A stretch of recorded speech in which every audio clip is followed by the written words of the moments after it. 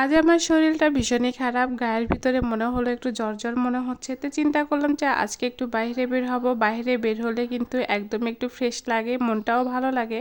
তো আজকে চলে আসলাম মুক্তির মোড়, আর মুক্তির মোড় এখানে এসে তারপরে একটু চলে গিয়েছিলাম এখানে পার্কের সামনে। মানে আপনারা অবশ্যই চিনেন যে আমাদের নওগাঁ এলাকায় যারা থাকেন তারা তো অবশ্যই চিনেন যে আমাদের ছোট্ট একটা এলাকা, মানে আমাদের নওগাঁ শহরটা কিন্তু অনেক ছোট, তারপরেও কিন্তু অনেক সুন্দর। তো এখানে আসার পরে দেখি অনেকেই কিন্তু অনেক উদ্যোক্তা নিয়ে কিন্তু অনেক আপুরা এখানে কেকের ব্যবসা করছে। তো যাই হোক, দেখে কিন্তু খুবই ভালো লাগলো। বাচ্চাদের জন্য কিন্তু কেকগুলো অনেক ভালো, কারণ বাচ্চারা কিন্তু সবসময় চেষ্টা করে যে মানে বাসার কেক খাবে। তো আমরা আগে কি করতাম, যখন জন্মদিন হতো বা কোনো কিছু হতো তখন কিন্তু আমরা দোকান থেকে কেক কিনে খাওয়াতাম। তো ওগুলো কিন্তু স্বাস্থ্যের জন্য তেমন একটা উপকার না, আর ওগুলোতে প্রচুর পরিমাণে ভেজাল থাকে, কারণ কোম্পানির জিনিস আপনারা তো জানেনই। কিন্তু সেক্ষেত্রে এখানে কিন্তু বাচ্চাদের জন্য কিন্তু অনেক রকমের কেকগুলো ছিল। সব কেকগুলো কিন্তু আমি দেখাতে পাই নাই, কিন্তু আমি শুনলাম যে এখানে প্রচুর পরিমাণে কেকগুলো ছিল। আর যে কেকগুলো আমি দেখালাম এর মধ্যে কিন্তু মানে চকলেট কেক, রসমালাই কেক, তারপরে ভ্যানিলা চিজ কেক, অনেক কেক ছিল বিভিন্ন রকমের। তো বাচ্চারা কিন্তু প্রচুর পরিমাণে খাচ্ছিল, অনেক বাচ্চারা কিন্তু এখানে এনজয় করে খাচ্ছে, কারণ বাচ্চারা কিন্তু দেখবেন সবসময় বাসার কেক বেশিই পছন্দ করে। আমরা অনেকে কি করি, বাসায় কিন্তু অনেক আলিশির কারণে কিন্তু অনেকে পারা সত্ত্বেও কিন্তু আমরা কেকটা বানাতে পারি না।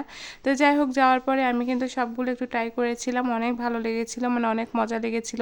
এখানে কিন্তু দুইজন, এই যে এই ভাইয়ার একটা দোকান, পাশেই কিন্তু আরেকটা আপুর দোকান, দুইজনা কিন্তু একসাথে দোকান দিয়েছে। আশেপাশে কিন্তু আরও অনেক দোকান ছিল।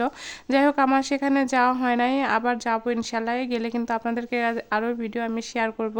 তো যারা যারা নওগাঁর ভিতরে আছেন, যারা বাসায় একদম কেক মানে খাওয়াতে পছন্দ করছেন না বা বানাইতে পছন্দ করছেন না, বাচ্চার জন্য দরকার, এখানে কিন্তু এসে আপনি ফুল কেকটাও নিয়ে যেতে পারবেন। আবার আমি নামটা মেনশন করে দিব, আপনারা কমেন্ট বক্সে দেখে নেবেন যে এখানে কিন্তু আপনি অর্ডারও দিতে পারেন, বাসায়ও কিন্তু আপনাকে কেক ডেলিভারি দিয়ে দিবে।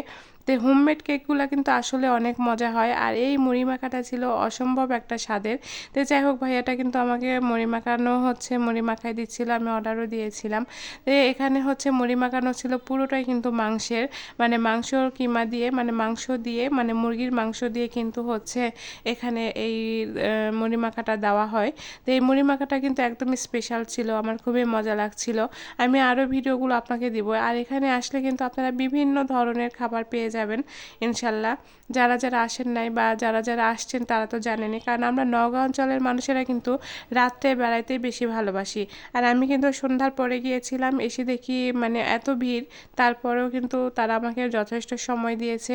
এবং এই মুড়ি মাখাটা আমি আসলে বেস্ট বলবো, কারণ আমার কাছে খুবই ভালো লেগেছিল। আর আরেকটা কথা বলি, যে যারা যারা বাচ্চাদের জন্য বেড়াইতে আসতে চাচ্ছেন তারা তো আমরা সবসময়ই পার্কেতে আসি, মানে সকালে বিকালে দুপুরে যখনই হোক। আর এখানে কিন্তু বিকাল 4টা থেকে রাত 10টা পর্যন্ত কিন্তু আপনি এখানে কেকটা পেয়ে যাবেন। তো যারা যারা আপনারা মানে ফুল কেকগুলো অর্ডার করতে চাচ্ছেন তারাও কিন্তু পেয়ে যাবেন। আবার যারা একদমই মানে কেকগুলো খেতে চাচ্ছেন মানে অল্প করে, সেটাও পেয়ে যাবেন, মানে পিচ করা কেকগুলোও পেয়ে যাবেন। তো আশা করি আপনারা আসলে কিন্তু এখানে ভালো লাগবে। আর আমি কিন্তু জায়গাটার নাম বা লোকেশন দুইটাই বলে দিলাম, একদম পার্কের গেটের সামনে।